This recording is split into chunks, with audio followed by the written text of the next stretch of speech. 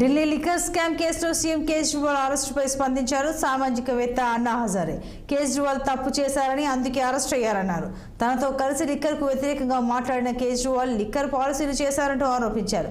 తన సొంత పనుల కోసం పాలసీలు చేశారు కాబట్టి ఈడీ అరెస్టు చేసిందన్నారు. మద్యానికి వ్యతిరేకంగా తన గళం వినిపించారన్నారు. అలాంటిది ఇవాళ మద్యం విధానాన్ని తీసుకొచ్చి చిక్కుల్లో పడ్డారన్నారు. అలా ఆయన అరెస్టు కావడం చాలా బాధగా ఉందని తెలిపారు. కానీ ఇప్పుడేం చేయగలం అన్నారు.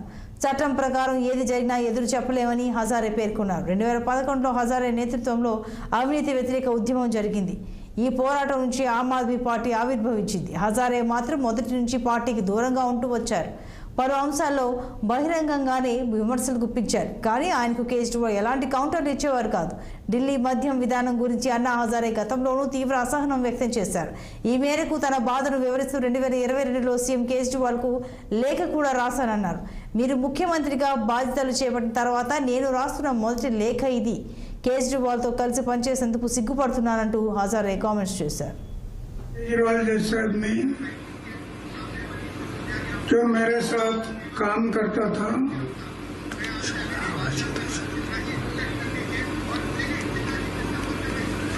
और शराब के बारे में हम लोग आवाज उठाया था, आज वो शराब नीति बना रहा है, जिसका मुझे दुख हुआ। लेकिन करेगा क्या, सत्ता के सामने कुछ नहीं कर सकता। आखिर उसको जो अरेस्ट किया गया, अटक हुआ, वो उनकी कृति से हुआ। हम ये बातें नहीं करते तो अटक होने का कोई संभव नहीं था।